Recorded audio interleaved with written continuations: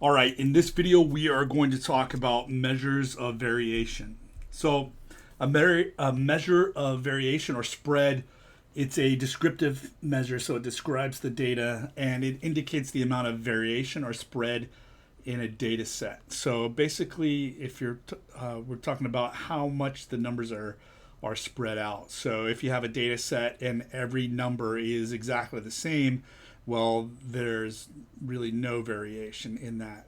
So we would have zero variation.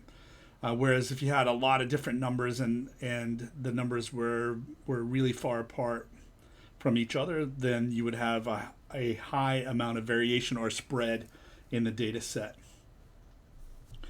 Two data sets can have the same mean, median, and mode, but then have a different variation or spread. Okay, so the center of the data set can be at the same place, about the same or exactly the same numbers, but you can have one that's way more spread out than the other. All right, we're going to talk about two measures of variation, one called the range and the other called the sample standard deviation in this section. So first off is the range, and the range of a data set is just the difference between the maximum, the largest observation, and the minimum or smallest observation. So the range, you would find the largest observation, that's the max, the smallest observation, that's the min, and then subtract those, max minus min, and that's the range. Okay. Let's take a look at this data set here. This is the hurricane data set that we talked about in a previous video, the previous video about mean, median, and mode. And so the range, first, what we need to do to calculate that is to find the largest observation. And so the largest observation is 175. All right.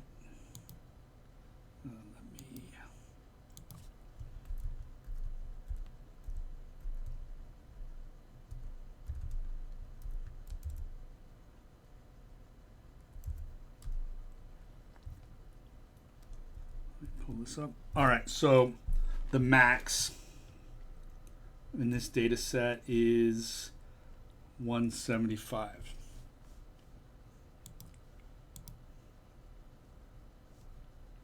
All right, then the min in this data set is 57.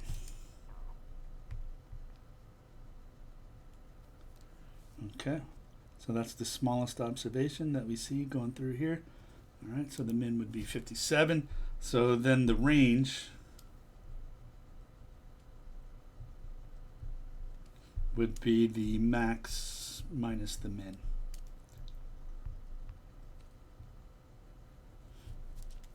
So 175 minus 57, and that would be 118, I believe. 15, 7, yes, 118. So the range is 118. Okay.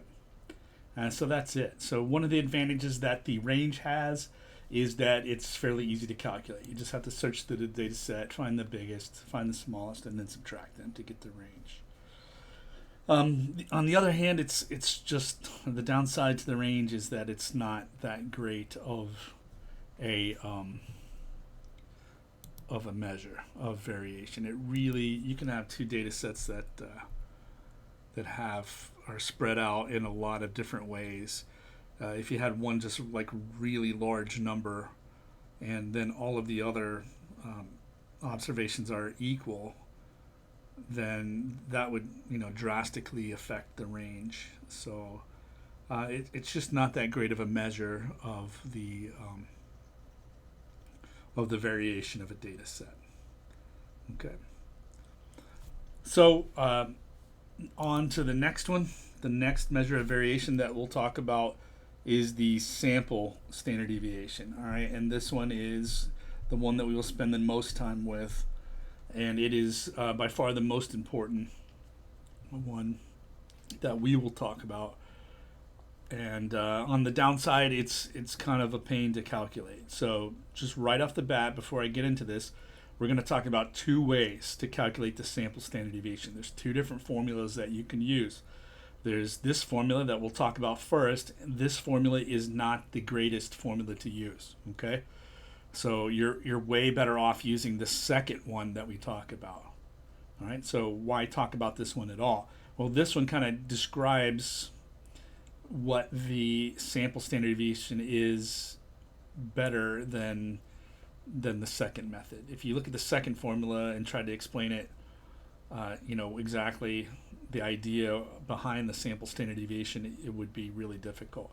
So this formula, right, the one we're going to start with, is good for explaining the idea behind the sample standard deviation. And then this one, right, the second one that I'm going to talk about, is way better for actually calculating the sample standard deviation. So I'm going to go through it both ways in this video.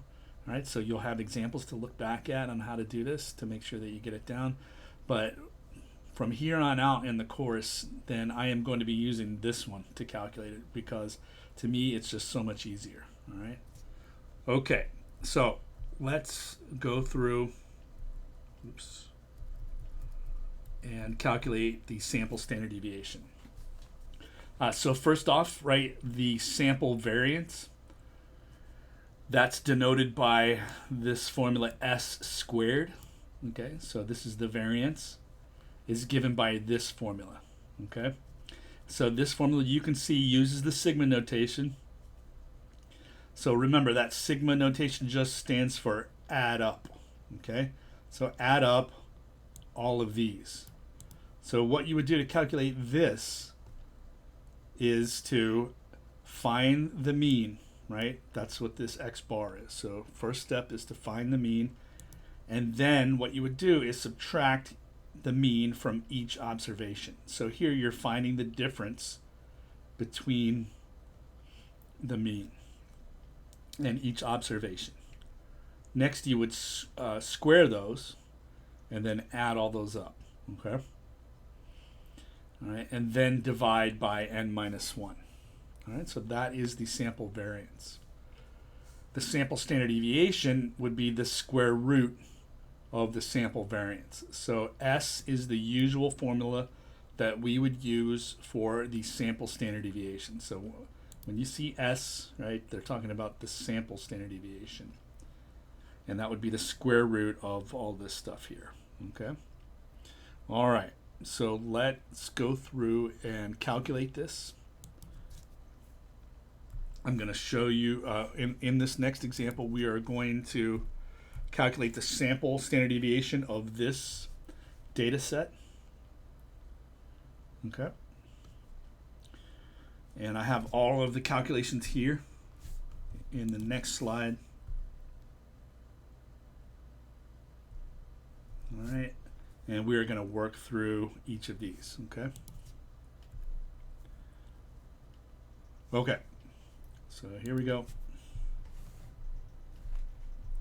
All right, I'm going to rewrite the data set. It is 10, 10, 14, 16, 8, and 8. Okay, so the very first step in calculating the sample standard deviation is to find the mean, the sample mean. All right, so the sample mean x bar, the formula for that, right, from the previous video is the sum of the x sub i's divided by n. So what does this mean? Remember, the x sub i's are your observations, the numbers in your data set. Right, so this just says add up all the observations. All right, so we're going to do that. So that would be 10 plus 10 plus 14 plus 16 plus 8 plus 8. All right, and then we are going to divide by n. What is n? Remember, n is the sample size. So that's how many data points or observations that you have. 1, 2, 3, 4, 5, 6. So all of this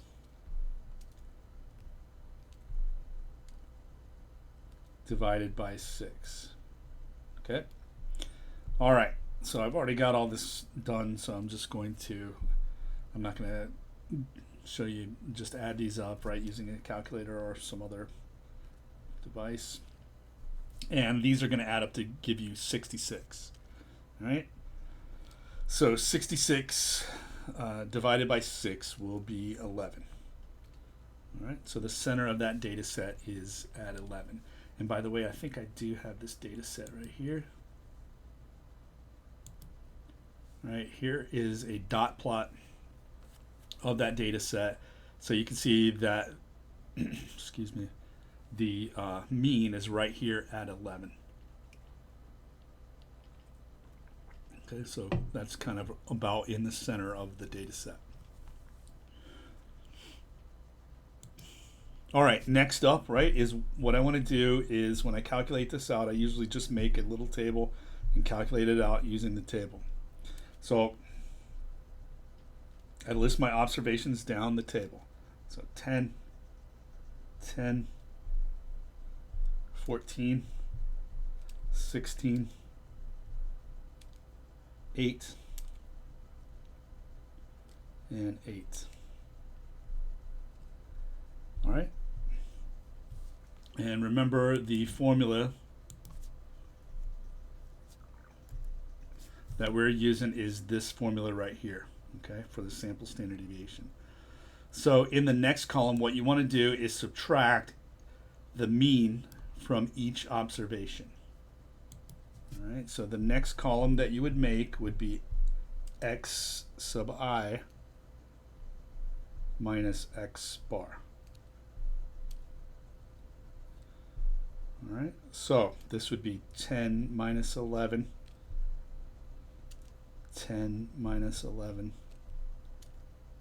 14 minus 11, 16 minus 11, 8 minus 11, 8 minus 11. Okay.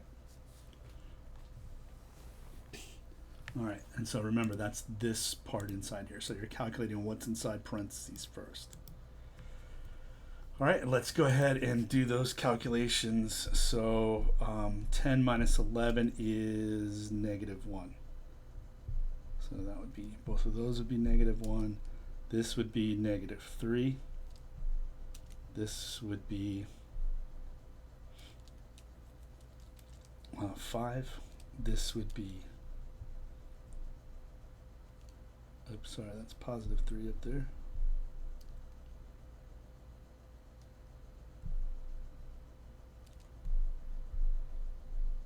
Eight minus 11 would be the negative 3, and same thing right here.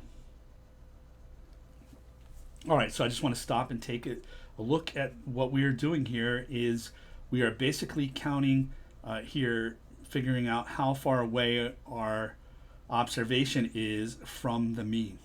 So 10 minus 11 is negative 1. That number is basically saying, hey, 10 is 1 unit to the left of the mean on the number line, right? So right here, like 10 would be 1 unit to the left on the number line. And then 14 would be 3 units to the left. So 14, right, the mean of this data set is 11. So 1, 2, 3. That's how far away this one is from the middle, right, of the data set. Okay, so you can kind of think of there as being a line there, right in the middle. And what we're doing is calculating how far away these data points are. How far away is this data point from the middle, where the mean is? It's 5 units away, right? And that's why we're getting this 5 right here. Okay. If we get a negative number here, that means the data, the observations on the left. If we get a positive, that means the observations on the right. But the thing is that if I add 3 and minus 3 together, I will get 0. So if these are some are positive and some are negative, they'll basically cancel each other out. And so that really, if these numbers are canceling each other out, that's really not going to help us figure out how spread out the data set is. So that's why we have the next step, right? In the next step, what we will do is square these, okay? So that's why we have this square right here. So we will take each of those, and the next column that we'll make is this one, x minus, or x sub I, sorry, minus x bar quantity squared. All right, so that's the next column. And then what we'll do is just take each of these numbers and square it. So negative 1 squared, negative 1 squared, 3 squared. The positive ones, I don't really need the parentheses. 5 squared, negative 3 squared. You do need to be careful when you are doing this. If you're, say, using a calculator to make this calculation in the intermediate steps, if you plug in for a negative number and square it, so if you plug in negative 3 quantity squared, you're not going to get the right answer. Negative 3 squared, right, is negative 3 times negative 3, which should be a positive 9. You can see we're getting negative 9 as the answer here, right? So if you're putting these into your calculator, right, you need to put the negative numbers in parentheses when you square them out, and then you get the correct answer, positive 9. That's confusing to a lot of people, but it's just kind of the way it has to be done inside the calculator. So essentially the calculator is assuming that that square is going on only the 3 and not the negative or negative 1 that's being multiplied by the 3, okay? So you got to be careful of that. All right, and then I need to calculate these out. So negative 1 squared is positive 1, positive 1. 3 squared is positive 9. 5 squared is 25. Negative 3 quantity squared is positive 9. And same thing right here. All right, so you can see that I am getting only positive numbers here, right? And the farther away the data, the observation is from the mean, the bigger this number is going to be, right? So numbers with a big number in this column are farther away from the mean than numbers with smaller numbers here. All right. All right, the next thing that we have to do is, if you go back to the formula, right, is this sigma right here. So we've done all this, x sub I minus x bar, we did that. We did this square right here. And now this sigma means add all of those up. So that's what we're going to do. So we will add up all of the numbers in this column. All right, and I've already done that, so that comes out to be a 54 when I do that. So that number at the bottom of that column is the sum of the x sub i's minus x bar quantity squared. Okay. Okay. Next up, looking at the formula, right, we can see that we divide that by n minus 1. So divide it by the sample size minus 1. So I'm going to put that over here.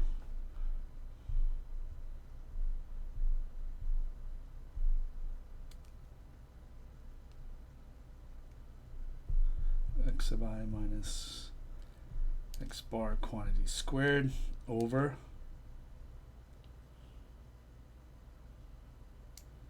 n minus 1. All right, and this quantity, right, is what's called the sample variance, and that's represented by the symbol s squared. Okay, so we know that this top number is the number that we calculated here, right, 54. And then n minus 1, the sample size is 6, right? So n, right, is 6. So this would be 6 minus 1. All right. Okay. And so go ahead and calculate that out.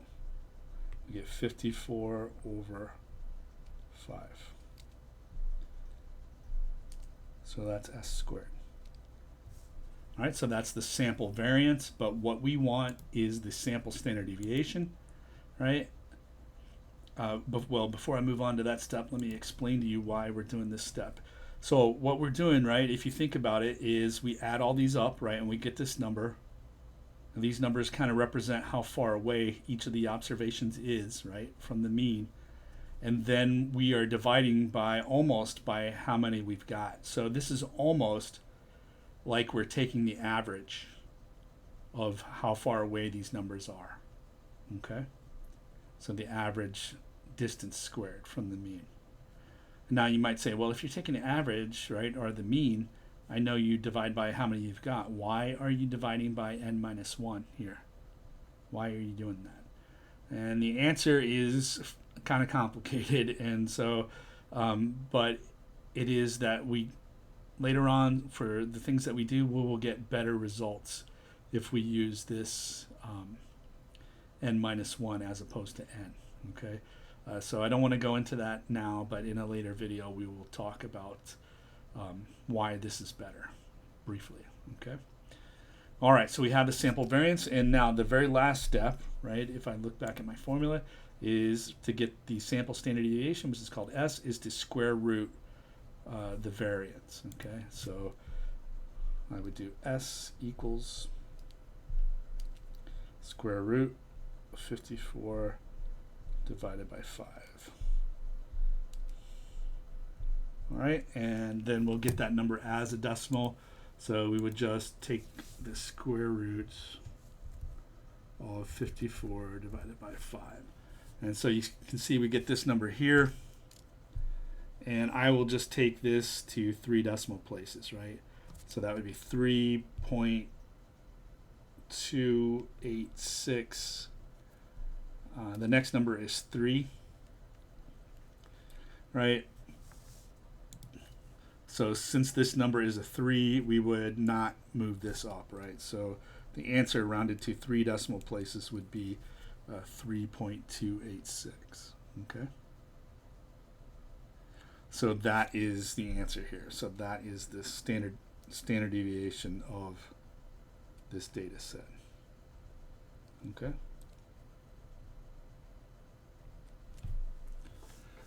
All right, so you can see that's a fairly involved calculation doing it that way.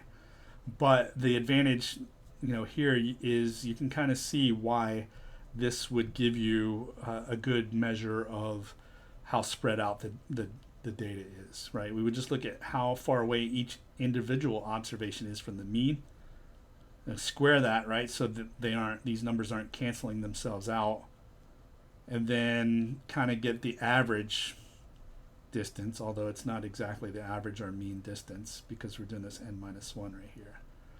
And then finally what we would do is square root this, and that kind of counterbalances out that square that we did there earlier, okay? And we get this number here.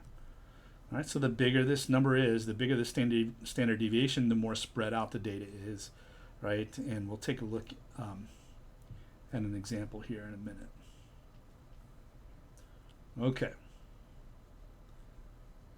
So moving on to the next, and that calculation again is right here, right?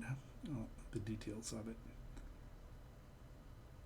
So that brings us to another way of computing the sample standard deviation, right? So this formula again has the advantage to me that it's way quicker than the previous one, all right? But it's also harder to understand why this is exactly the same. So that's the downside of this formula is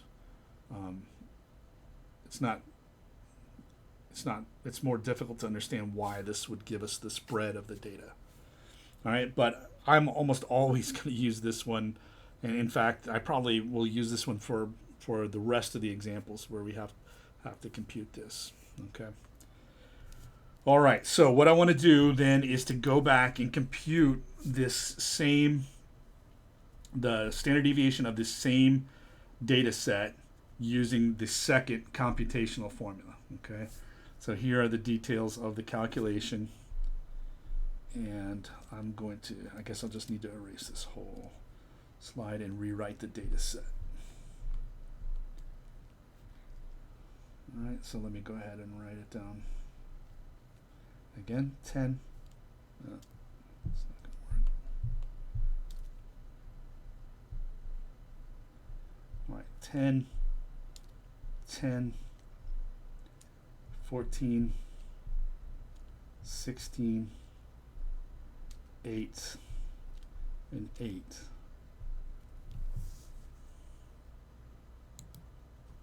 Okay, so there's our data set. So, and I'm going to put it back on this formula. All right, so if you look at this formula, where I'm going to start out is with the sum of the xi's right here. Right, so inside this parenthesis right here. So what that would say is just add all of your xi's up. Okay, so I'm just going to go ahead and do that, and I get 66, right? That's exactly what we get when we calculate, or one of the things that we have to do, right, when we calculate the mean. So you've already done that essentially. If you found the mean, you've already added all these up. All right, so that's this middle part right here. Then next up, the next things that we have to add up are the squares of the x sub i's. So what you would do is make a new column.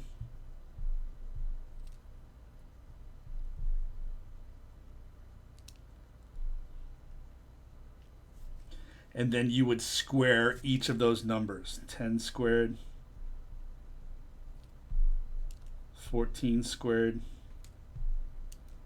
16 squared, 8 squared, and 8 squared. All right, and then go ahead and do each of those. So 10 squared is 100. 14 squared is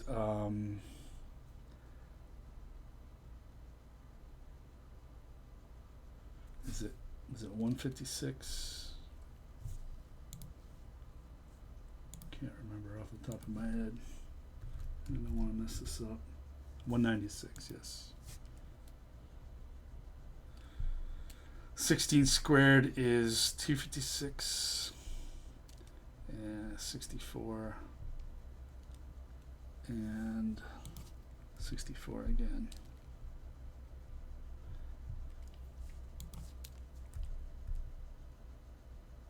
Okay, yes, and that's right on the 16 squared. Okay, so you square these out, and these are your x sub I squareds. All right, then what you want to do, that sigma says add all those up, right? So what you would do is add up all these numbers in this column. All right, and when you do that, I've already done that already, so you get 780 when you do that. All right, and then we are ready to go on our formula, right? Our formula is that the standard deviation is the sum of the xi squareds minus the square of the sum of the x sub i's divided by the sample size, and then all of that is divided by n minus 1. All right, and then we know all these numbers, so we can start filling those in. The sum of the x sub I squareds, that's going to be this number right here.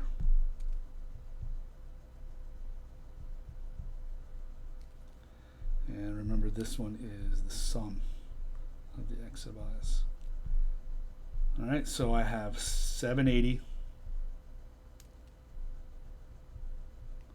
minus, all right, the sum of the x sub i's squared, so that would be 66 squared, and divided by 6, that's the sample size, right? And then all of that divided by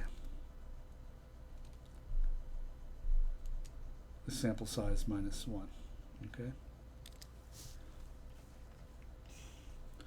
Okay, so now we would go to the calculator. When you plug this into your calculator, one of the things you're going to have to be careful of is to not round the intermediate calculations. Okay, so just try to kind of plug this in as a whole. So let's do that. All right.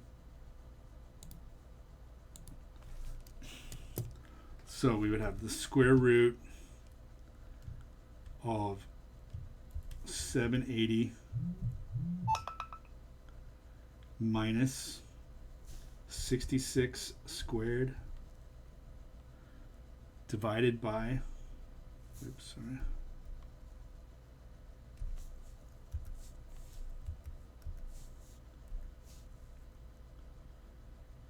six, and then all of that divided by 6 minus 1, which is 5. Okay, and you can see we get exactly the same number that we had before for the standard deviation. Again, I'm going to round that to 3 decimal places in this case.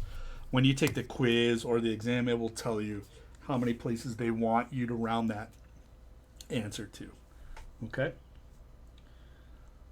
All right, so to me, this way is faster, right? Doing it this way. There's less stuff you have to write. Okay, so I highly encourage you, if you're doing this by hand, to use this formula. The second one. You can see all of the details of that calculation right here. All right, some rounding rules. So do not perform any rounding until the computation is complete. So that's what I was saying here. You know, you don't want to, some people will like square this and punch this into the calculator and get a decimal and carry the,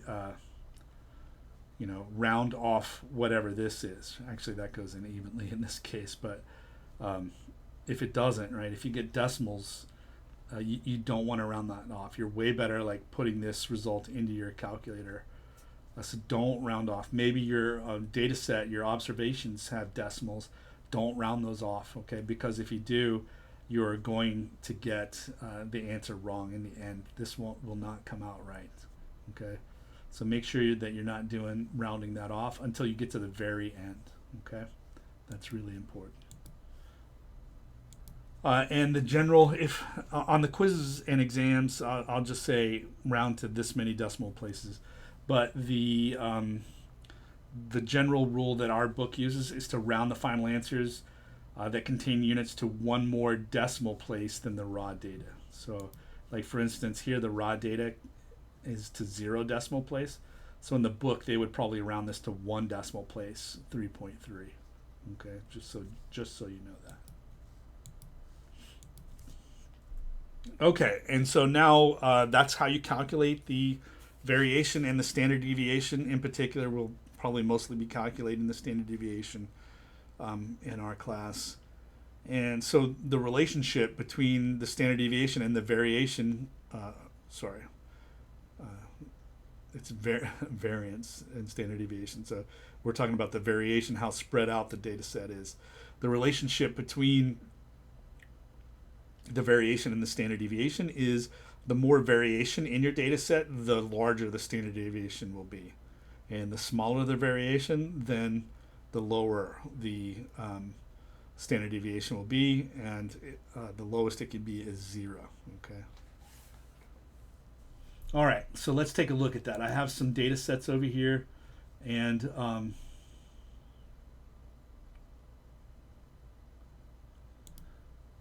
can't remember if all of these have the same mean or not.